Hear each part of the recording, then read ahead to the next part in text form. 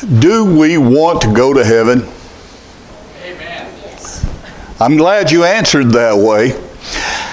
Albert Brumley wrote some words that have been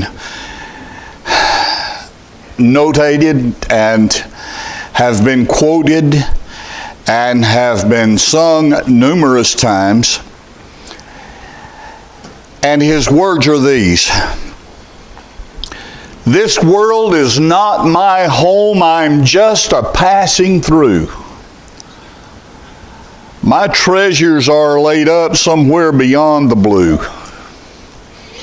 The angels beckon me from heaven's open door, and I can't feel at home in this world anymore." If we could sing and mean those words, I think we would be where God wants us to be. But are we really there? Are we at the point where we're saying, I can't feel at home in this world anymore? Or are we so invested in our day-to-day lives that we give little, if any, thought to one day being eternally in heaven? In the series in which we have been involved recently, we've been talking about what happens to those who die after death. We've gotten to the point today that we're going to talk a little about heaven. I made a request and asked you to do some research, and I hope that you'll continue to do that with regard to what will heaven be like. What's going to be there? What are we going to be doing? How are we going to be involved in the affairs of heaven? Now, I don't want to say, how are we going to spend our time? Now, why would that be a mistake? Because time will be no more.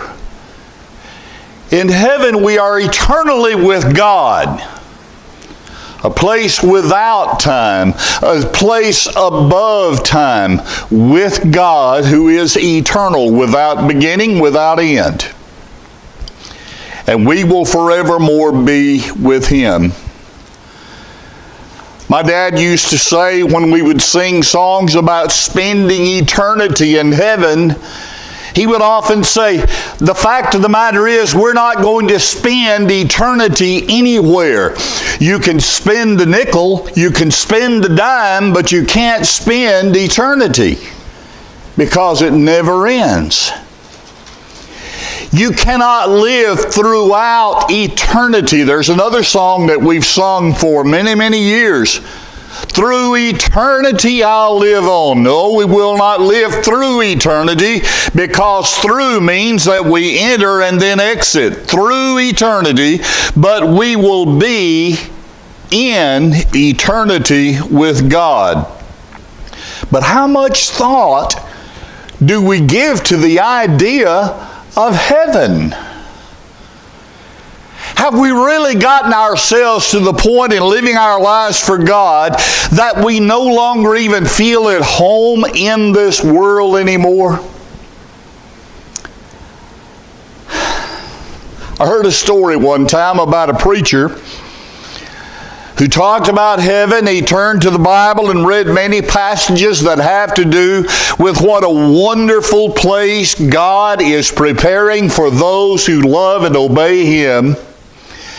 And at the conclusion, or near the conclusion of his lesson, he said, how many of you want to go to heaven? People were a little reluctant to do what you did a while ago and say amen. So he said, if you want to go to heaven, hold up your hands. And so everyone in the audience held up their hands except one particular fellow. And he thought, maybe he didn't get that, and I'll repeat it. How many of you want to go to heaven? Raise your hand if you want to go to heaven. And again, everybody raised their hand except this one fellow. And the preacher just couldn't stand that. And finally he said, sir, don't you want to go to heaven when you die? And he said, oh, when I die? Yeah, I thought you were taking up a load right now. What would be wrong with that? If this world is not my home and I understand I'm just a passing through, are your treasures laid up beyond the blue? Or are we so wrapped up in day-to-day living in the affairs of this temporary life that we really don't think a lot about and perhaps don't care much about what will be in heaven? Today I want to talk about some things you're never going to do in heaven. And these are based upon what the Word of God says. And I'll ask you to turn to some passages this morning. First of all, to the book of Revelation, the last book in the New Testament. If you will, turn to Revelation chapter 21. And we're going to look at verses 4 and 5. In verses 4 and 5 of Revelation chapter 21. And we're being told some things about what heaven's going to be like. Beginning at verse 4. And God will wipe away every tear from their eyes. There shall be no more death, nor sorrow, nor crying, for there shall be no more pain, for the former things have passed away. Then he who sat on the throne said, Behold, I make all things new. And he said to me, Write, for these words are true and faithful. The Lord Jesus says everything is going to be new. Different from what we now experience. You may not have thought a great deal about it, but each and every one of us already today, we've done some things we'll never do in heaven. And I'm not talking about sinning. Now, it's true, there'll be no sin there, and we are sinners one and all. But we are forgiven, those of us who have given our lives to God through Jesus Christ. We are forgiven on a continual basis. But in this life we sin. And there'll be no sin there. But I'm not talking about those things. I'm talking about doing things every day, and many of them we've already done this morning, no doubt, that remind us that this world is not our home. My home is not on planet Earth. My home is in heaven.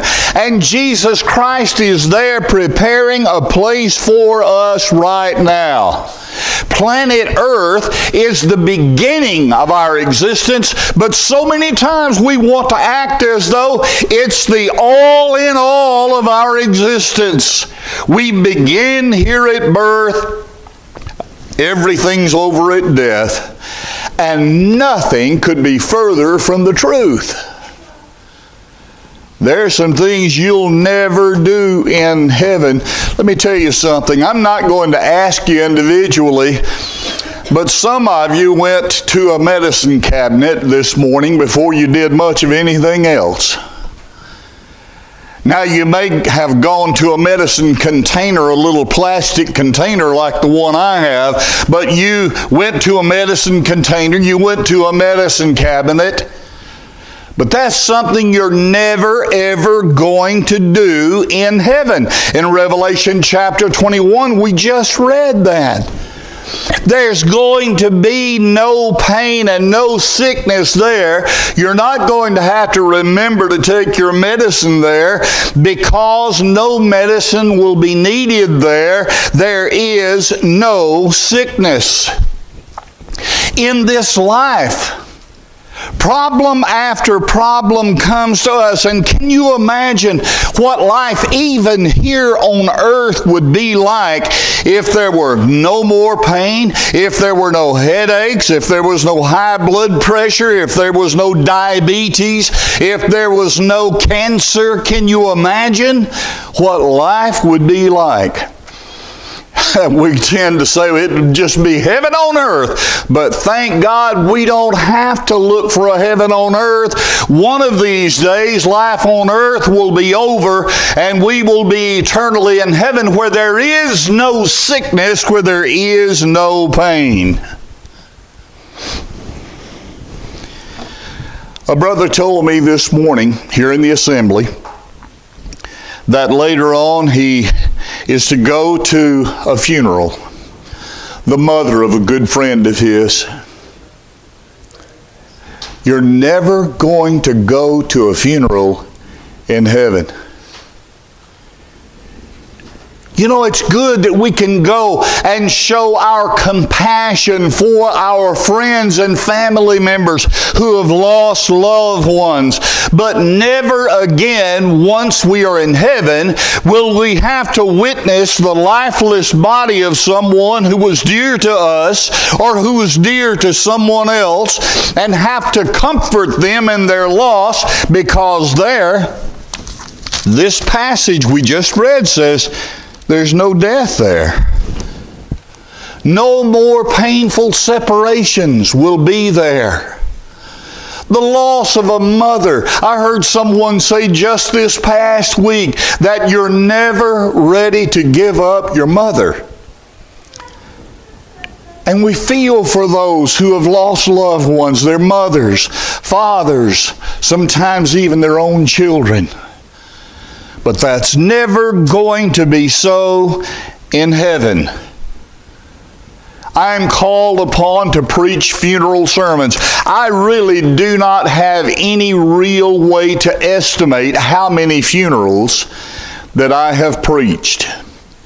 Nowadays, I keep notes from the funerals that I preach, but I don't know that I've always even done that and been meticulous about keeping notes that I've used in funeral services. But I do know this, that when I go to heaven, I'm never ever going to preach another funeral sermon. You'll never have to go to a funeral service. You'll never have to go, and it's right that we should do it here, but you'll never have to go and put your arms around someone who's hurting, whose heart is breaking, and not knowing what to say, but trying to convey the kind of compassion you feel for them. That's never going to be necessary in heaven.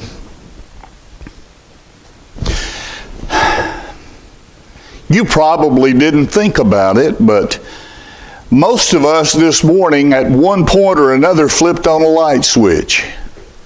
I want to tell you a story. I'm going to make a confession here. And if you have ever been guilty of doing the same thing, you don't have to embarrass yourself by confessing. Just smile at me if you've done this. There have been a few times in my house when we have experienced a power failure, or a breaker switch was thrown or something like that. But there was a power failure, and in order to be able to do something about it, I needed light, and without thinking during that power failure, I'd go and hit the light switch. And I see some of you confessing by just nodding. You've done the same thing. We take it for granted. There are things we can't do well, and some we can't do at all in the dark. But in heaven, you'll never again have to flip on a light switch there. Let me read something else from Revelation 21. If you're still there, look at verse 23.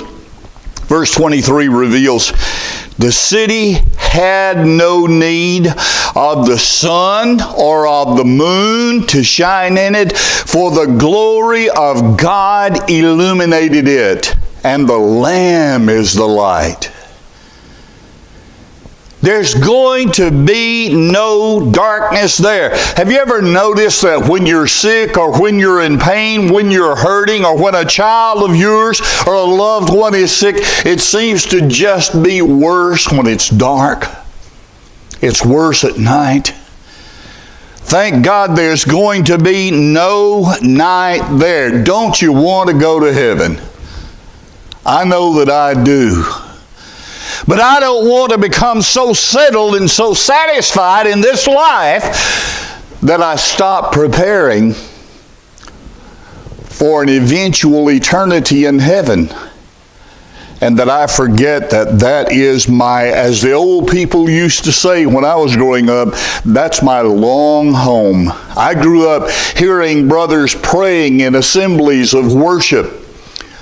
Lord, keep us, preserve us until we move to our long home.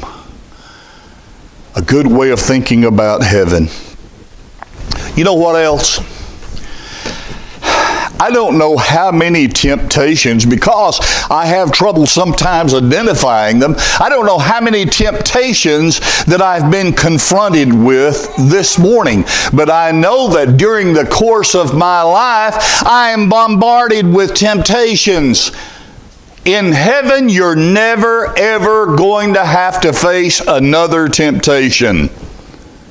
Satan is constantly bombarding us with temptations. In 1 Peter chapter 5 and verse 8, we're told to be sober, be vigilant, because your adversary, the devil, is like a roaring lion, stalking about, walking around, seeking whom he may devour. And he tries to do that. He tries to devour us by placing before us temptations, knowing that from time to time we will yield to those temptations. That's what sin is.